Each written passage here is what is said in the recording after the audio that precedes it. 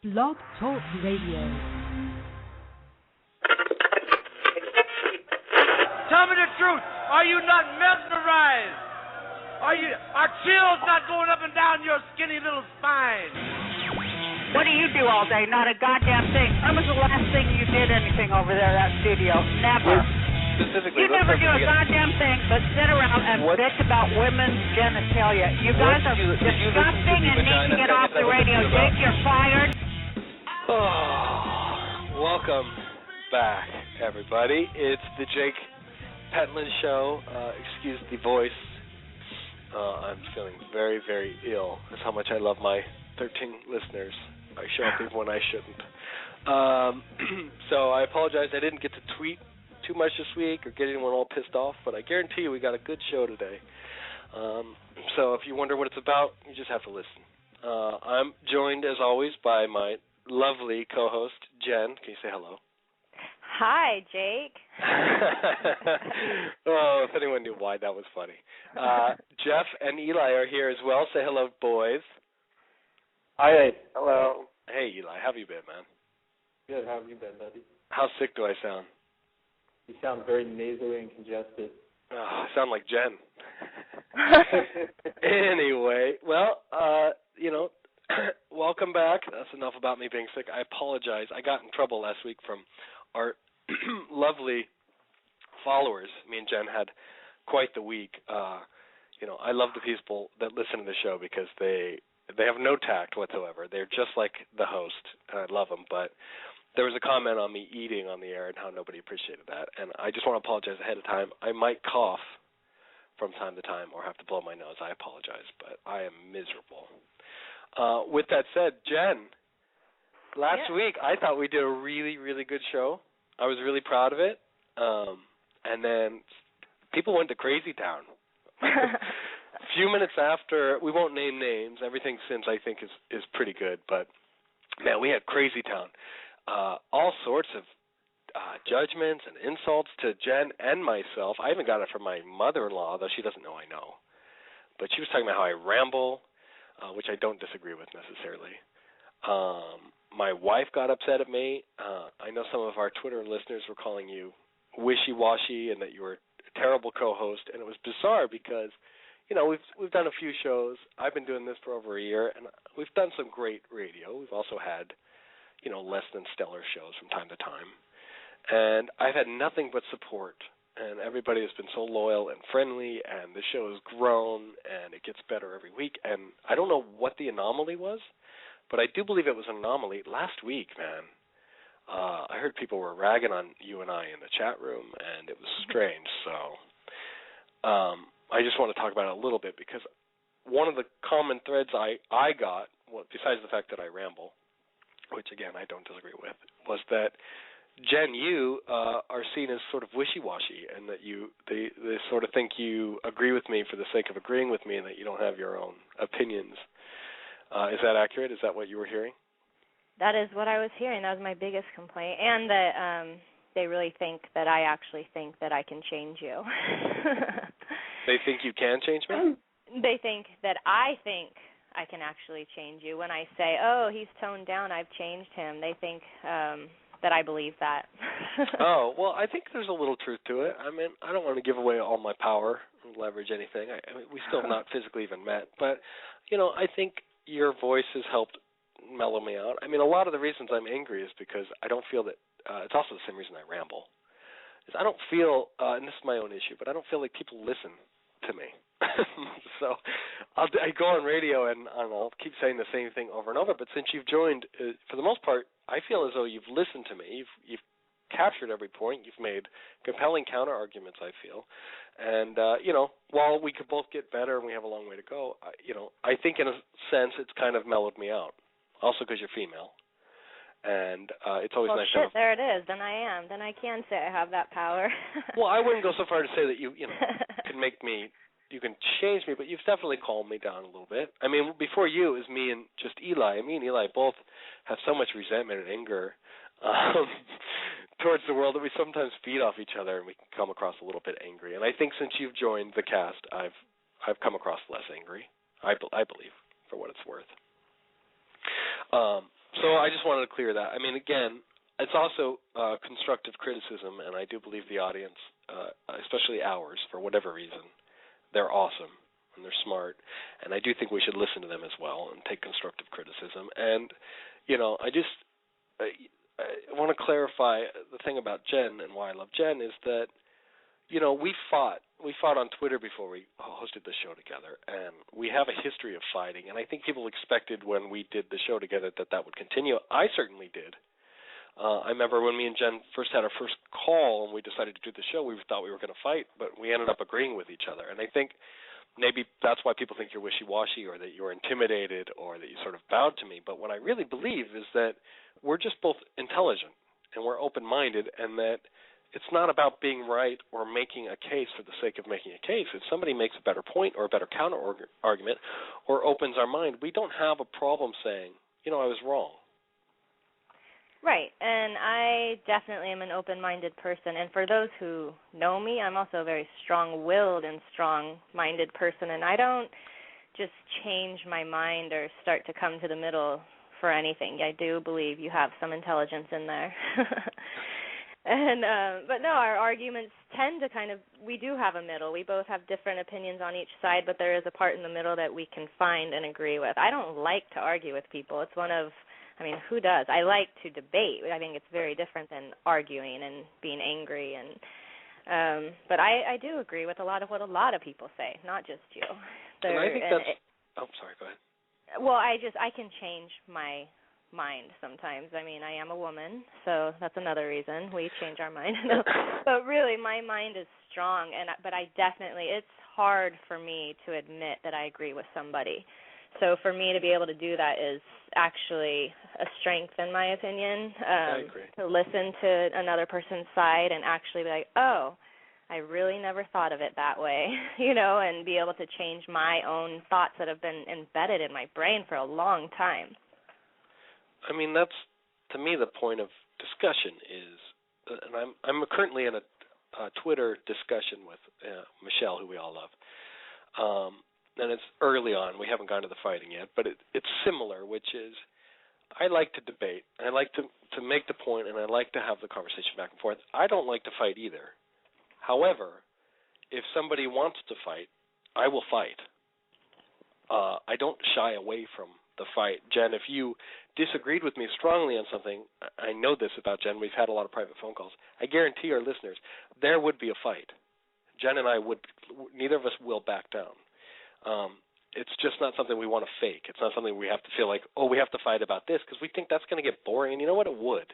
If we were constantly taking argument, counter-argument, things that we don't really believe in, it would be boring. For the most part, we agree, on a lot of things. But if somebody wants to fight, if somebody's not getting the point, I can be brutal. And I like that about myself. As much as I like that I can be open-minded, I like that I'll fight tooth and nail. I've done it many times here or on Twitter. I like it because the point is, and I don't initially start a fight, is that you should make a case. You should calmly make your case. You should be open-minded to being wrong. But if you're arguing with a moron, a complete and utter moron who's not seeing your point no matter how clear you make it, sometimes you have to hit that moron over the head. Sometimes you have to really grind gears and get them upset and fight days and on end, like my famous Twitter war with Susan that people still talk about. It works. It's just, I just want to say, just to clarify, and we'll move on, that I think you do a great job, Jen. And I don't think you're wishy-washy. I just think you're smart, and the fact that you're smart, you know that I'm always right. That's what you'd like to think. For the most part, I don't really make crazy arguments. I think a lot of people get confused by what I say. But my belief is, it's really simple, and this is like when I'm talking to Michelle on Twitter, is that there is just one truth. Okay? Truth is not subjective. So when you're arguing sides, both sides have a different opinion of what led them to what they think is true, but there's only one truth. So the purpose of debate or talk radio, or the reason I feel like I'm put on this earth, is to find that truth. It's not even about telling someone they're wrong and I'm right, although I know it comes out that way. It's, here's the truth. I may be wrong, but let's get to the truth, which is not subjective. 2 + 2 is always going to equal 4. Show off. Shut up, Eli. So if I sit here and go 2 plus 2 equals 4, and somebody tells me no, it's 5, well, now it's Jake's teeth are coming out. You're a fucking moron. It's 4. That's how it works. So. And I'm the same way, and I've definitely lost friends that way by, trying to really, really get my point across. So, no, I do not give in. I do not change my mind with the weather. I really stand strong with what I believe, but I am also willing to listen to other people's side. And you make me think. I like that. People that make me think, I like to talk to. So. Well, I appreciate it. I don't hate you. I just think you're a little boy, and you'll grow up one day. That's your subjective opinion. It's not the truth. But again, the point of this show, and why I want people to call in, this is a caller-based show. I think sometimes people are intimidated to talk to me because I'm so awesome. But feel free to call in. I'm not rude to guess. Again, the debate will go how you want it to go. If you want to call in and make a good point, we can have a really great debate. The number is 323-417-6705. We're going to talk about a lot of things today, but go ahead and call in. Again, the problem I have with the world is really simple, and this thing with Jen led me to it, is that I see a sort of a cult mentality in the world today. And we all know people that have joined cults. Eli in the Landmark group, remember that one? And me and Kabbalah for a little while. Everyone gets a little cultish, and what that is that you just have this belief system in something. You believe in it so strongly that it's stronger than faith, and it's wrong a lot of the times. And a very common one is, especially here in America, is that people have this cult belief that it's black or white, or like, for instance, in politics, to use an example, Republican versus Democrat, right versus left, wrong versus right. It's this weird sort of cult of division where people think it's really one way or the other. And it depends on how much you pick a side and how much you entrench yourself in that side that determines whether or not it's true. And I couldn't disagree more. It's, again, like I said to Michelle, there's only one truth. So if you're on a side, either side, and you're entrenching yourself in that side further and further, and you're getting further away from the middle, you're wrong. It's really simple math problem. Plus 10, negative 10, the answer is at 0. So if you want to go all the way on one scale or the other, it doesn't matter what scale you're on. You're already wrong because you're on a side. There's only one truth. And this is how bad things happen in this country, why we're in an economic collapse, for instance, why people, atheists and religious people fight. Whatever, I mean, there's a million places we can use this example, but the end of the day is that people feel it's a question of right or wrong. And what they're doing is they're wrong. And they're just fighting about being wrong more. So the purpose of... Michelle's in our chat room. She's talking about, math problems. There are certain facts that are black and white. But what about the opinions in the world? Jen, if you really want to prove how worthy you are as my co-host, you will get Michelle to call in. Go work with her in the chat room. I want Michelle to call in. She's called in before, and I would love to talk to her. I'm not even going to respond to her in the chat. She needs to call in. Tell her. Okay. Well, I guess she's listening to me. Michelle, call in, David. Yes, she's listening. So anyway, for example, let's use a political example. The right wing has a lot of good things to say. Well, they're also fundamentally wrong on a lot of things. Same with the left wing. They have a lot of good to say, but they're fundamentally wrong on things. The answer, the health, the truth is in the middle. Both sides where they can meet and compromise is where this country would be strong. Just using politics as an example. I'm trying not to ramble. Every problem in this country nowadays, you watch Obama versus Romney or right versus left, is that people are picking a side and arguing it deeper and deeper, not understanding that they're just picking the wrong side and going deeper. They're just getting further away from the middle. The answers are in the middle. I talked about it last week when I did the show on baby boomers and progressive liberals and how they were a counterculture and reacting to their upbringing in the Depression era, and how a lot of it was progressive and beautiful, but at the same time they've gone too far. That pendulum's gone too far, and now it's getting crazy. So the pendulum is a perfect example. You push it one way, it's going to swing back the other way and back and forth, and slowly it'll swing less and less. And eventually it'll end up in the middle, and it'll stop swinging. That's the purpose of debate. That's the purpose of this show. That's what I want to bring to this planet. I am a narcissist. I believe I can. It's not about arguing for the sake of arguing. It's about agreeing with the truth. and perception and subjective and all that it's arguable, and we can have these discussions, but you have to understand a lot of things that are subjective to you are because you're dysfunctional. You may feel a certain way because you're dysfunctional. Look at the Ravi show we did a few weeks back when Brody freaked out. And we were just going over, again, there's only one truth. We were going over the truth and the facts of the case. And yet we were getting I was called, homophobic. There was the witch hunt that I was saying. I mean, there was all these subjective arguments, but they were all away from the middle ground truth. Zimmerman and Trayvon is a show we're going to do soon. If you what's our safe word? What's that? Oh, yeah, am I rambling too much? All right. Yeah. Thank you. Jen is supposed to help me ramble. So I'm going to stop rambling. We do have a caller. It is Michelle. I'm going to go right to her. Again, I just want to say, if you guys think I ramble, I know that I ramble, call in. This is a caller show. If I'm left to my own devices, I will talk incessantly, and it's boring. Michelle, are you there? Michelle. She's hanging herself. She's not on. Hello? There she goes. Hey. No, you had her on mute. No, she's on. Are you there, Michelle? Hi. Hey. I am. Hi, How are you? Michelle. Hi, Jen was saying I how was you feeling? I'm I'm good. good. Growing. She's asking me. Oh, God. I want to just talk about me. Is that okay? Jake first. All right. Yeah. I apologize Ladies first, for... you should have said. So, Yeah, Michelle, well. you understand what I'm saying. You have a good point, I believe. So, for those of us not following us on Twitter, explain your side. Well, I don't think that there is one truth. I really don't. I mean, I do believe in one truth as far as math problems, how to put a puzzle together.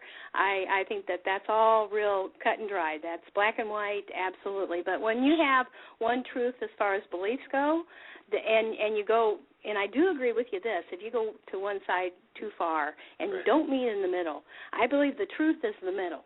Yes. That is a truth. When minds meet in the middle and copacetic, that is considered a truth.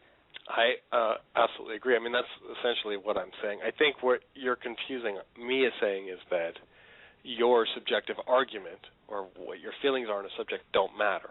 Once whoever I am, who the fuck do I think I am, deem what is the truth. I think that's what you're hearing me saying. But is that what you're hearing me saying, first of all? In so many words? Not necessarily. I think that even you can come into an argument, let me retract that, can come into a debate and come to a different conclusion than when you started. Right. And, that takes, again, understanding both sides of an argument and where two people are coming from. And life's experiences have a lot to do with that. But again, I mean, let's just use an example. I'm not going to do the Nazi one, which is the common one. But let's say child molestation. Okay. Uh-huh. Now, when I say there's one truth, it's wrong to sexually abuse a child. Obviously, I don't think anyone would disagree with that. So that's what I'm saying is the truth. Now, the debate you could make is the perpetrator, let's say the child molester, was himself molested at a young age, which is very common. And it's a subjective argument you could make, which is they're repeating a cycle, that they have mental illness, that they're not evil. And you can have those debates. At the same side, you can be on the other side going, screw them, kill them, cut their penises off, put them all in jail. I think I'm with you on that, where you can have a subjective argument about the differences, but at the end of the day, the truth is it's wrong to sexually abuse a kid. And that's what I'm saying. Whatever the debate is, I mean, if whatever you want to talk about it, there is a truth that is not subjective. There's no subjective argument you could make where it's okay to sexually molest a child. Does that make sense? That's true. Yeah, but can you put that application on everything on this universe, everything on this plane? I don't think you can. I mean, I think you can. Yeah, I think you can. I mean, it's hard for me to give an example for what. I mean, if you could provide an example, it would help. I'm trying to think right now I know of what an you area. mean. Yeah, like. But again, that's why debate works, or that's why it's good to be practical, because if you do what you're doing, you're saying, well, let's talk in the gray area. I don't think that's worth the time. Well, Tammy Ann is in the chat room with a gray area. She said, and we also have Woody Allen, that Edgar Allan Poe would too think it's not child molestation with his child wife, or right. So but there he's are, wrong. I guess, some. Woody and Allen's a great Woody case. Allen as well. He had his adopted daughter that he. No, Woody Allen is a child predator. I mean, that's that's the argument I'll make. There's only one truth. He raised this kid from a baby and then had sex with her. So there's no you can say they're in love and it doesn't matter. He crossed that line. He was her father. A lot of people think she was a stepdaughter. They met when he was 16. He raised her from a baby. So just because it's not his blood daughter, she knew him as father. She trusted him as father. There's no subjective argument there. That's what I'm saying. Woody Allen is a pervert. He's a child molester, as far as I'm concerned. And you could make different cases going, oh, well, they're in love and stuff. Again, he perpetrated on a child. She may have been an adult when he did it, but he broke that bond and trust. She trusted him as her father. Well, Jake, you like to go back to the caveman thinking, I do. Basically we're all human.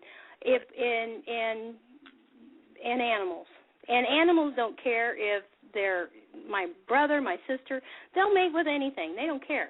Right. So if you go to that truth, that's a truth. Well, it is a truth, but they don't have sex with children, as far as I understand. Like they won't have sex with a baby. They'll kill babies, or they'll have sex with.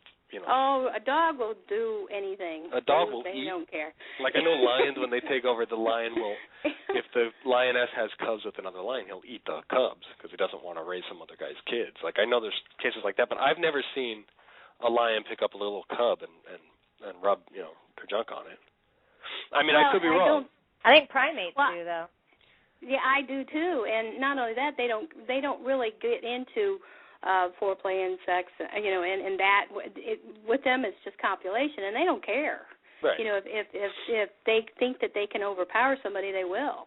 If they are dominant, they'll take it. It's a great point. And again, if there is a animal having sex with children in the wild, then I'll change my stance. There you go. Child sex with children occurs naturally. But it's our honestly, cousin. It's our primate cousin. I really do doubt that. That's where I'm bringing you, Jake. That's why I like to go there. And again, I'm not freaking out or being reactive. I'm open to it. That's a good point. But honestly, I need to see facts on that. I really highly doubt that happens. Primates do. That is a fact. Yeah. No, I know they all hump each other and they'll hump sticks and stuff. But I don't think a chimp parent has sex with its kid. I really don't. Is there an animal professional out there that can call in? I don't know. But I guess that there's different degrees of truth then. There's different degrees of truth, and morality has a lot to do with that truth. Well, here's the thing.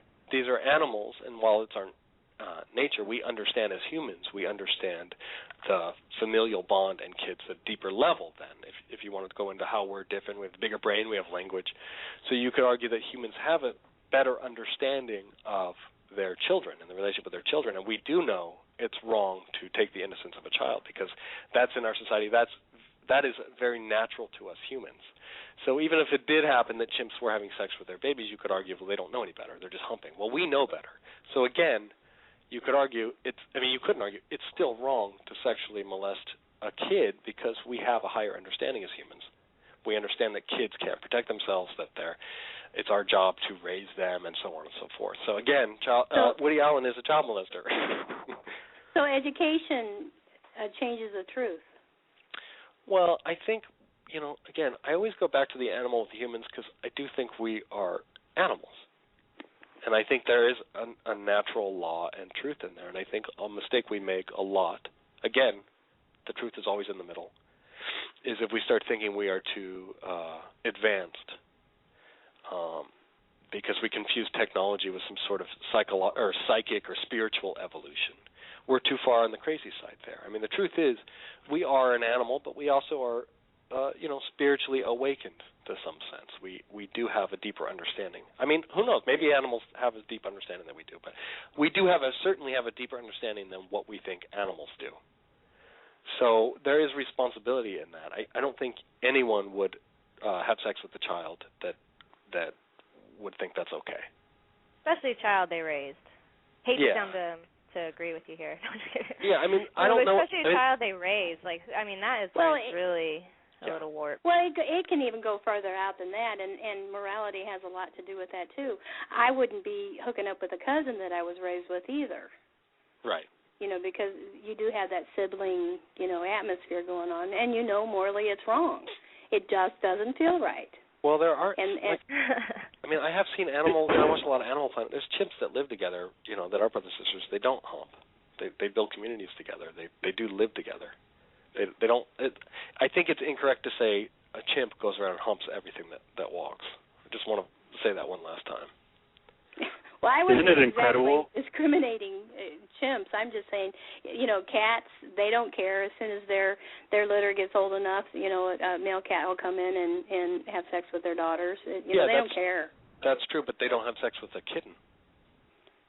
I don't think. Again, that's what I'm saying. Like, maybe when they see it as a peer in another, cat, they just see it. No, they really tend to wait till they're in heat. I think that's the point. Point Yeah. I'm making with chimps too. Like, they may have sex with their brothers and sisters or children when they grow up, but they don't have. But they don't with go them. in heat, right? No. They don't go in heat like other animals.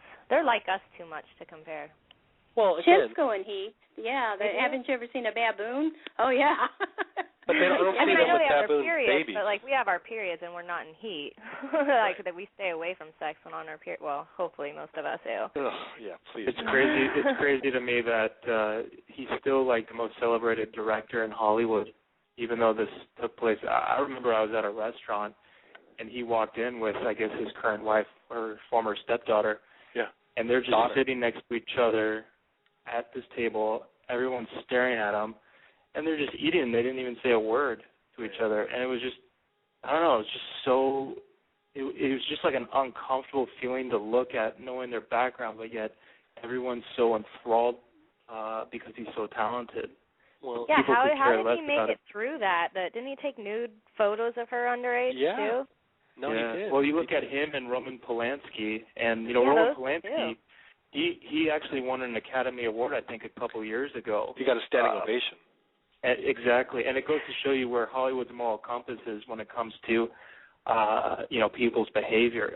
It's disgusting. It's totally disgusting. I mean, one thing. Someone's trying to call in. There's I don't a know, caller, you Kellyanne? Yeah, she's asking if she's invisible. So. Is she the Bagel Miami? No, she wants to talk about her dog. Okay. Her I don't have. I can let you guys go. I'm following you, and This I'm is right there Michelle's with you first guys. time I got to hear her voice, though. I'm loving it. Isn't she sweet, nurturing, and I loving? love her sweet voice. I want her to be our mommy. She I is. am your mommy. I know. She's adopted me.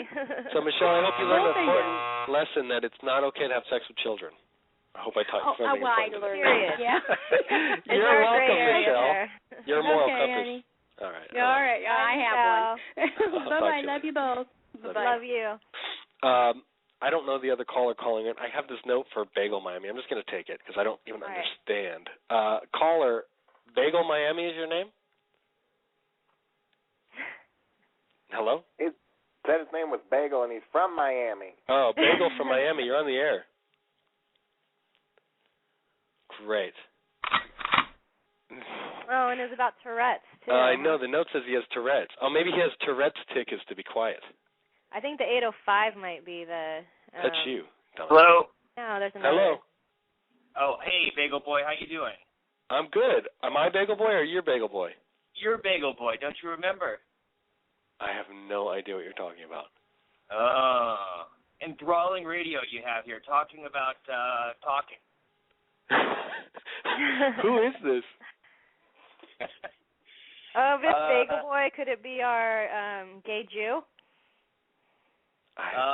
No, not a gay Jew. You have Tourette syndrome, though. No, I wanted to talk about a little incident that happened 25 years ago or something. Okay, go ahead. You're on the air. Yeah, okay. So you and I were playing on the playground. Uh-huh. Did I sexually molest you, first of all? Because if I did, I'm going to mute you. No, go ahead. No. I want to hear about the Bagel Boy. Oh, I know it. Eric, Jewish bagels you're Eric talking about. Eric with Tourette's Yes. beat the shit out of me right in front of you. Oh, is this David? Yeah, how you doing? All right, David. Okay, now I get it. Jeez, I couldn't figure out. Yes, I do remember Tourette's boy. Eric Stroker was his name. And you were the Bagel Boy, right? Or was it Matt who was the Bagel Boy? No, so you're confused. It was you, me, Jacob, and Matt. We were in a gang called the Jewish Bagels, and we rocked at handball. We were badass. Yes, you're and right. Eric had Tourette syndrome, and he wanted to be like our fifth Beatle, but we weren't sure because he would take a dump behind the school, and he always wanted to show us where he went and pooped, so we weren't sure if he fit into our little clan. Well, I thought he fit in pretty well. I thought he fit in pretty well until he beat the shit out of me. Well, the reason he beat the shit out of you was, if you remember, he wanted you to see his poop. He kept saying, "Come see my poop." And you're like, "I'm not going to look at it." And he started getting mad, and he started freaking out because he had Tourette syndrome. And he was like, "Vuh, vuh," and then he punched you in the face. This is the school, by the way, where me and Eli met. But 3 times in the face, in the nose. And I think that's the only time I've ever been hit in the face before. Yeah, Gushing it was awesome. blood. It was really awesome. And what's did it your make point? you a better person? Yeah, I know now that whenever someone wants me to take a look at their shit, I'm going to go do it.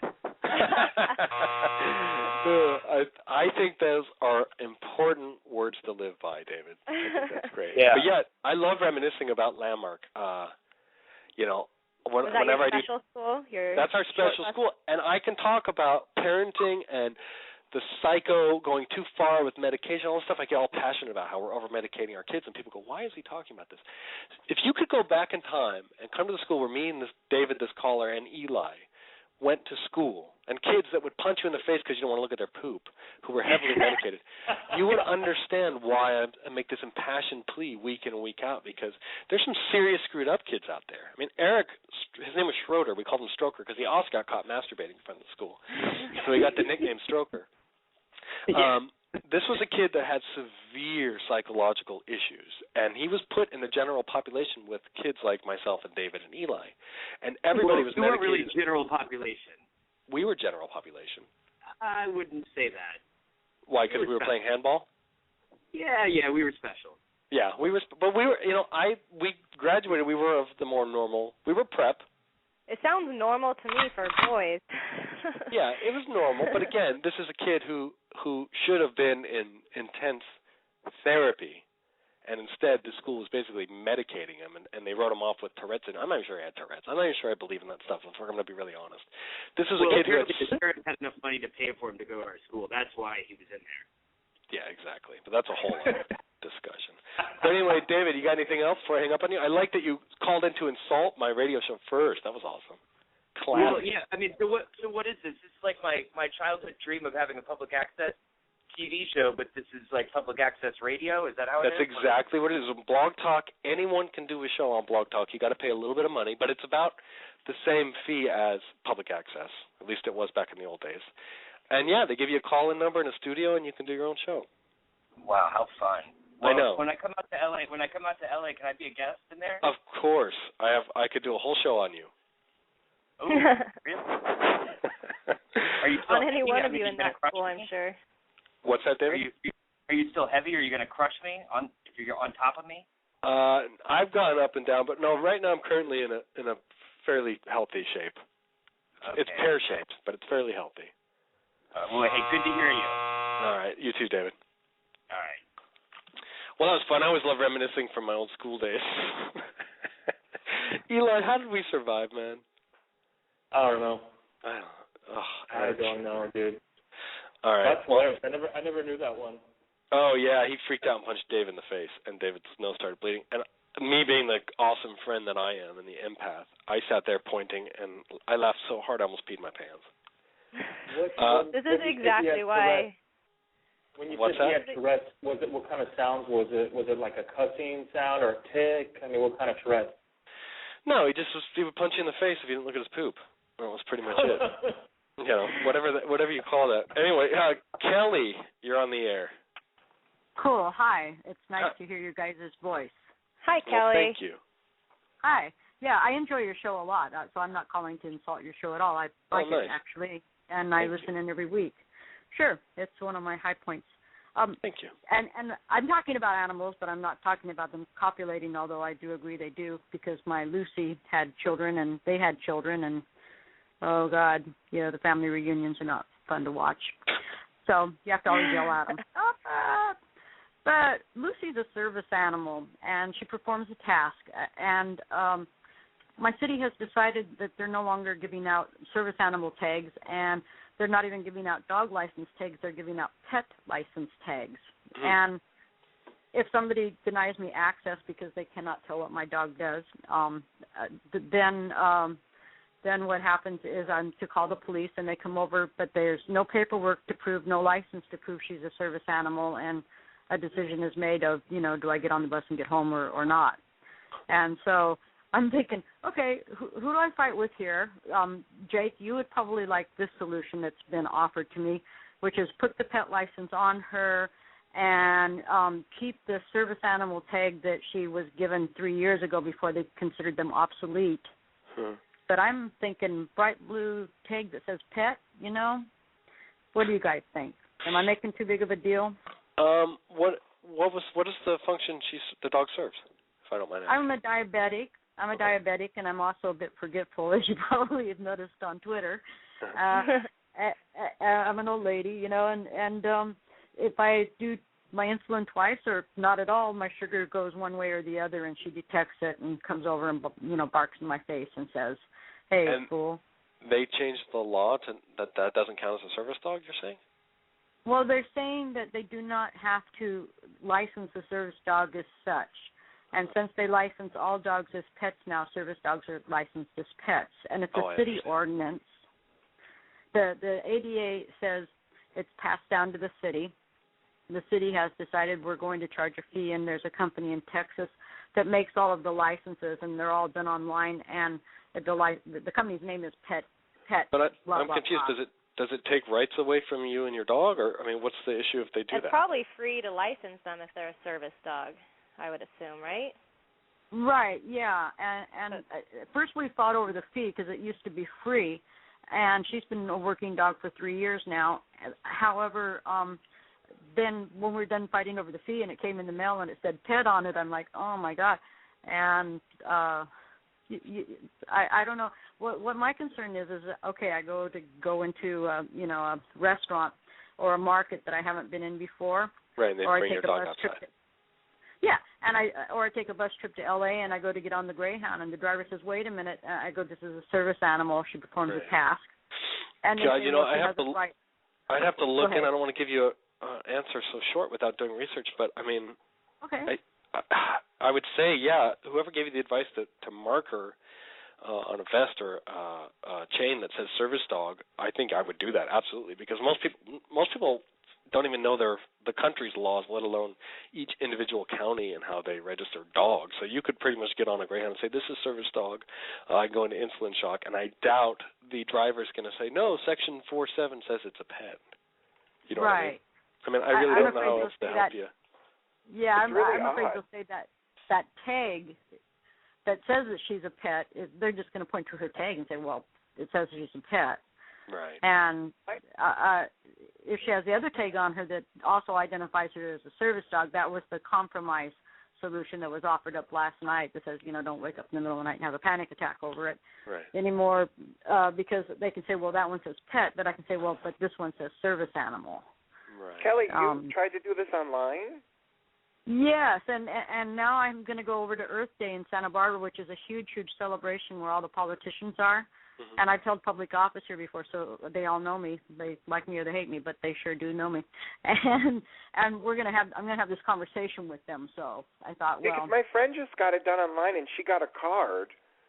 Yes. I mean, it sounds bad because I was going to do it too because I love my dog and I want to take her everywhere, and it was $70, and we got a card. That goes in your wallet. Yes, but by law they can't ask for the card, so congratulations. I hereby now tell you that you have a service animal, and you can take her anywhere you want.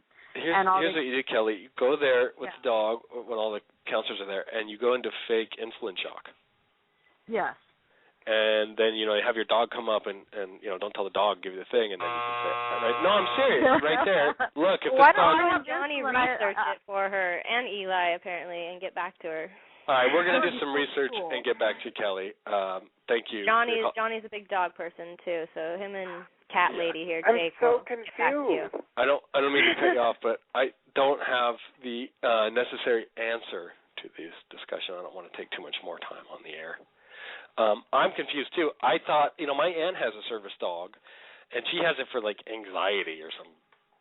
Yeah, that's what I'm doing. And yeah. my mom's $60, blind. you can get a service dog for whatever you want. My mom's totally blind and doesn't even use one. Yeah, it seems like the anxiety angle seems a little bullshitty to me, but if they can give her a service dog, and she's going to get mad at me for saying this, but the only reason they do this is so they bring their dog into restaurants. But they have the service dog thing. Of course, this is up in San Francisco where, I think everything's legal if you cry about it enough. But she can bring her dog into the restaurant, and no one cares. It says a service dog. She's got a little service pack on it. I've never heard of anyone kicking a service dog out of a restaurant. But, again, I don't really care. Sorry. I don't know. I mean, we'll do research, and we'll get back to you, Kelly, because, we don't want, especially if your dog is controlling your insulin intake, that's dangerous. You don't want to mess with that. So, anyway, I can't believe David called. That's so funny. So, anywho, back to the thing. Safe word. No, I'm going to do safe word. Here's the thing. I'm not rambling, but here's the deal. To keep me from rambling, because this is a serious issue that I do have. As you can tell, I went to a school where people punch you for not looking at the poop. That's why I was educated.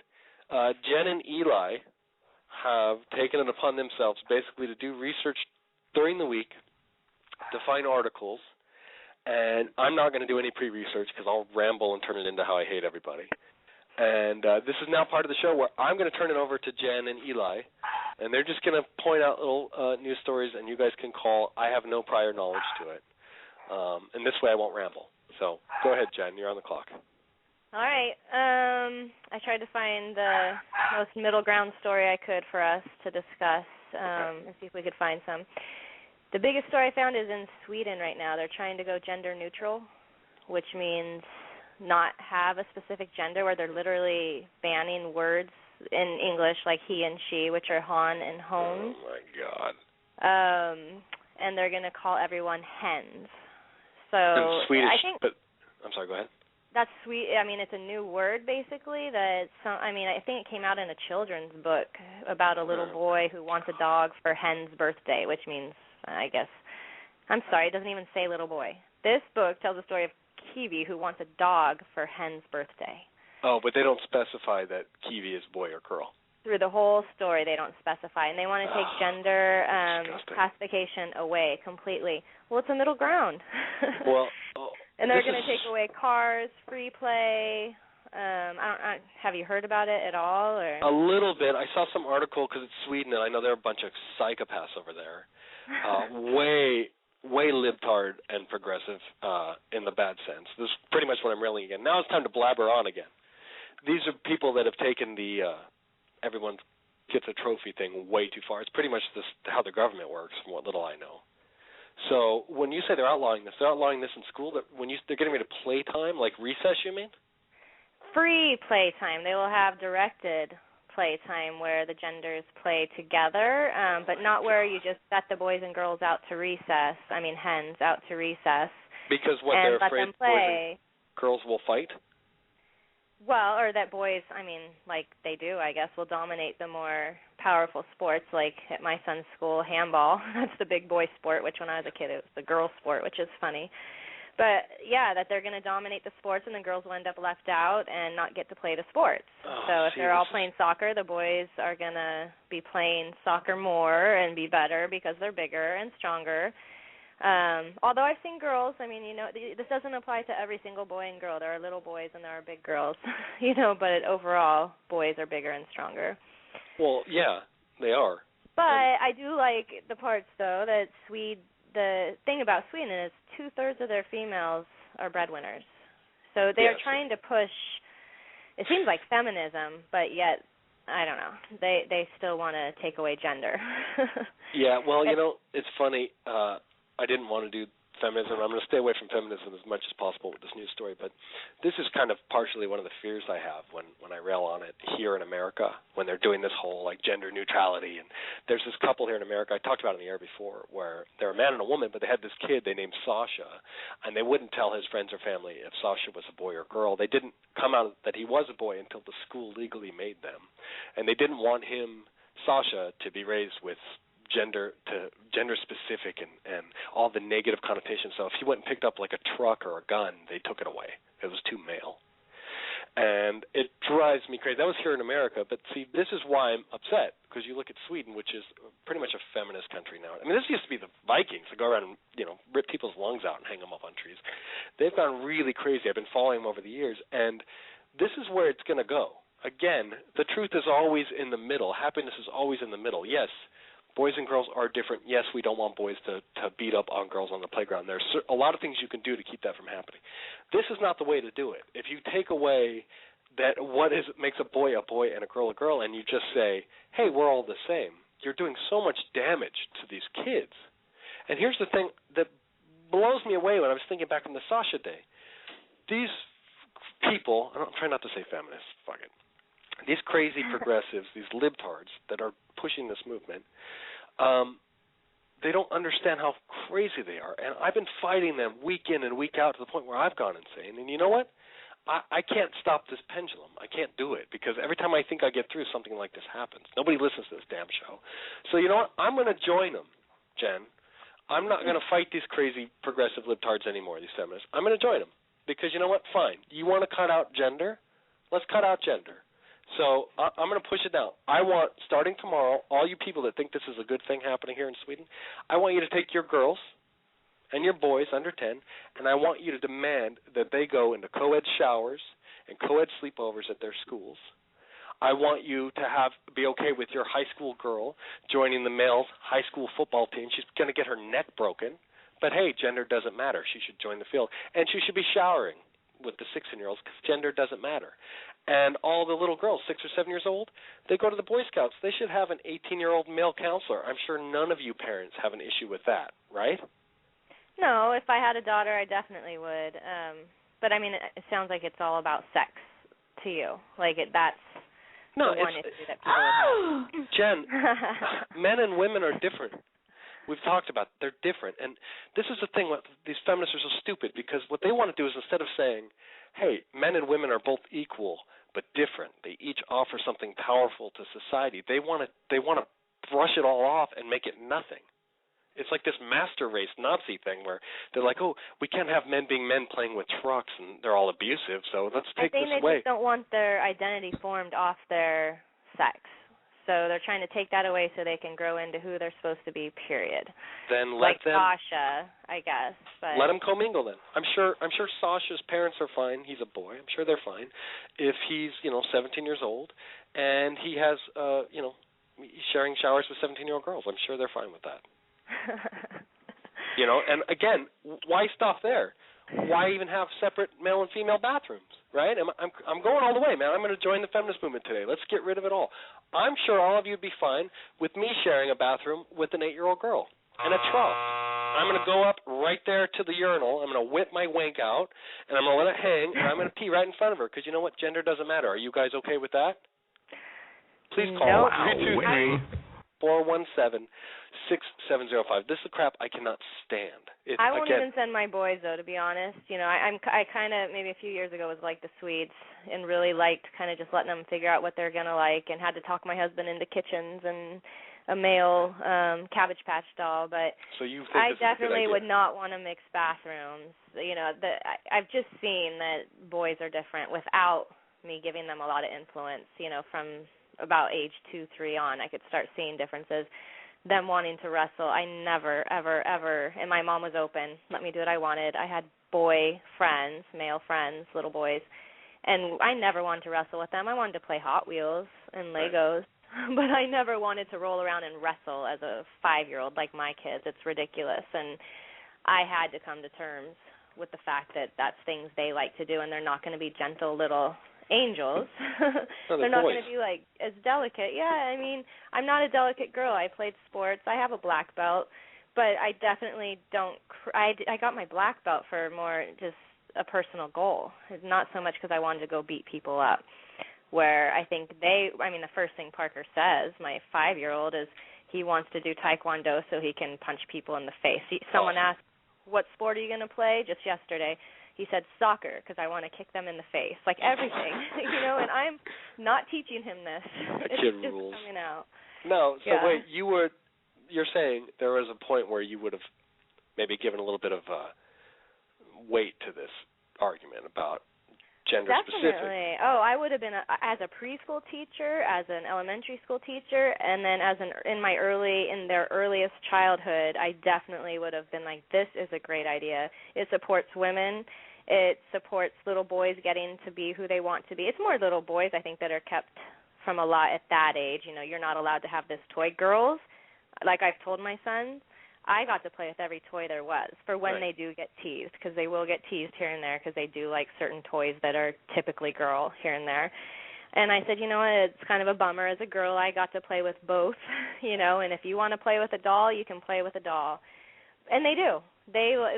My son wanted a tutu when he was 4, and I bought 3 tutus, gave a couple to some little girls we knew, and just put one in our dress up. He put it on one time, laughed, and then took it off and never took it out again. So, yeah, they are boys, and I do like to have the opportunity for them to check out everything so they're not checking it out later. So you think, probably like a lot of progressive do, that it's societal pressure maybe that makes boys behave a certain way and girls behave a certain way. You think it's all nurture, and then if we change society and we're a little bit more open-minded, they won't feel that kind of pressure, right? I think that some of that is still there in how we raise little boys and little girls. Little girls are quiet, little boys are boisterous, hence the word. But no, I think after they hit age 3 and I started to see these things that I wasn't teaching them, they weren't even in school yet. So this was just at home, hanging out with me, and most of my friends' kids were girls, so a lot of girls, and they still had these behaviors coming out that were aggressive, and they enjoyed it, and they wanted to wrestle, and they, my 5-year-old, even now, he wants to marry me, and he also wants to protect me, and we have a police officer for a dad, so they hear a little more than most, but he talks about if someone came in our house that he'd want to shoot them in the face to protect me, so everything's in the face and genitals he talks about.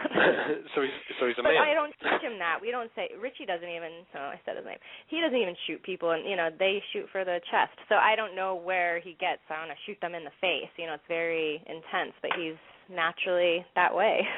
Well, this is the thing, like Michelle brought up a great point early on when she talked about the chimps, is that the reason I always bring up chimps or the caveman is because, and the real problem I have with these kinds of movements, like in Sweden, is that you're denying your nature, the animal that you are, the animal that's been around for hundreds and thousands of years, to think that you're going to change it by these ridiculous exercises in a school. It's not possible, because men and women are different. It's beyond just nurture. It's natural. And the reason your son is talking about shooting people in the face and protecting you is because the male animal is wired to do that in nature. Pretty much every species, and there's always exceptions, but the man is always the strongest for the most part. Again, there's always exceptions. The man is always stronger and faster. And if you're in a little group majority of men. Majority, of course. Like I said, there's always exceptions. But for the sake of this argument, let's just assume we all understand that. Okay. The man, if an invading tribe came in the old days and was going to kill the family, men are the ones that can get away first. We can run, we can hide, we can leave all women and children in a pile for the invading hordes to eat and rape and do whatever they want. We could do that. We're the fastest we can get away. But the human animal would not survive if every time a man and woman got together and made a baby, the man just ran in danger, because then the mom and the baby would be lunch. So we wouldn't have made it. We wouldn't be here to do the show today. So the man has been wired by nature. Even though he's stronger and faster and can run away, he is wired to lay his life on the line to protect the weaker species, which is female and kids. I'm sorry, you're weaker. Physically weaker. Accept it. So to sit here and tell us, oh, it's this school and it's because you play with guns and it's all society, what it does is it's ignoring something that is so remarkably beautiful about us men, is we will literally jump in front of a bullet to save women and children. Every man's hero, every movie every boy ever watches, that's the story. It's a hero that puts his life on the line for the weaker people. That's a beautiful thing. That's natural. So to try and say, oh, all men are bullies and aggressive and we need to stop these little boys from playing on the playground and telling girls they're dumb and trying to deny this nature is really going to screw up these boys. That's why there's so many boys. Like I said this a year ago when I did this show. I said, it's not just me. Men are going to come out, and they're going to be more and more angry. And I don't care if you guys are sick of me saying this, because this is a big deal. This is happening all around you. Just this week this happened in Sweden. So it's a crazy, crazy time. You're denying the nature. What is so wrong about saying that boys and girls, naturally, are both beautiful, even though they have different strengths and weaknesses? They both bring something to the table. That's how we're wired. That's how we survive. Why are you trying to root that out of boys? It's because you're scared of them. It's because women are intimidated by boys. They think they're going to grow up and beat them and be aggressive, and they want to basically castrate them from the time they're born. If you castrated all the men back in the cave days, we wouldn't be here. And there are those men that ruin your name. Don't you think that's what pushes these women to keep doing it? There's sexist men out there that rape and hurt women and children more than women tend to do. So, that's another one of those givens. We don't have to sit here and argue how much men rape versus women rape. We know it happens in both, but majority are men. So, don't you think they're pushing because, that small amount can ruin your whole gender in a sense? No, I got you, and it's such a great point, but here's the thing. By telling men that these things, these natural feelings of aggression and being predatory, which are beautiful, to put a judgment on it from the time they're young and raise them, that's why they grow up, for the most part, to be rapists and murderers. It's this constant negative reinforcement about everything you do is evil. Plus, a rapist is raped. Anyone abused that's an abuser has been abused. It's psychological disorder, and you're talking about people that are dysfunctional. That's not men. The male animal is not a rapist by his nature. If he's a child and he's dysfunctional, he's got an abusive parent who constantly beats him, or he's raped himself, then he will continue that. That's not natural. We are not born rapists. That's my point. So when you have little boys in schools, depending on how you shape boys and girls, how you raise them, those formative years are really important. To deny your nature, to put something negative on your nature, to react out of fear, well, there you go. You're out of the middle again. And now blame this on my wishy-washiness, but back in October, I think, is when we had our first sexism, whatever, feminism debates, and it took you and some other men in my life to sit here and think, God, when I'm saying that women are smarter, I'm really putting down boys. Yes. And, instead of trying to encourage women, which was my motive. My motive wasn't to put down boys, but I think women are smarter. We're better at this. We're better at that. We're better, and I felt like I had to keep saying that, but I didn't say it around my children. But in my heart, I'm putting down boys, and that's the last thing I want to do. I want to encourage both, and I don't want to get rid of either. So, I'm still growing in this sexism and and that's why you're my co-husband. Raising boys has been awesome. And that's why you're not wishy-washy. It's because you're smart. And you know what? If all these women would do that and go, wait a minute, I want equality for my gender, which is great. That doesn't mean that I need to bring down the other gender. That means I have to step up. I have to match it. And I've been saying for a year, I'm for feminism and equality. I don't sit there and go, we're smarter and better. I constantly say we both have beautiful strengths and weaknesses. So it's this constant sort of argument back and forth, which is weird because you and I are both saying, Jen, is that there are differences in the gender, but there's not one being better. There isn't a better gender. There isn't a smarter gender. One thing better, I have to say. There's two things. 60 seconds. We smell better, and obviously from movies, we look better naked because I want more. Good for you! There's no male frontal nudity. What's up with that? I want some more dick on the R movies. Well, I will gladly send you some pictures, Jen, if that's what you need. No, because it is beautiful. If it's Johnny Depp, you can send it. All right. No, but again, we're all humans. It's the middle, okay? So it's not about right or wrong. It's not about men versus women. It's about people are beautiful, and if you start fighting too hard on either side, you're stepping away from the truth. There's only one truth, which is we're all created under God's image. We're all humans, and we're all beautiful. So quit trying to say you're better than the other person. And quit trying to put everyone else down. It pisses me off. Yeah. So Parker, there you go. You want to say it? What? No, he won't say it. I was going to ask him what he wants to do to bad guys. I had him prepped, but he can. Oh, we are off the air now, so I'm going to play our song. Anyway, thank you, everybody. I thought that went well. Jen, thank you for telling me I was rambling. That does help. You're welcome. I can't help it. Anytime. It's not easy being smart. Let me tell you. When you have a giant brain like I do, it's very hard to bring it down to the level of little people. It is hard to quiet our brains. All right, I'll talk to you guys later. Thank you, everybody. You too.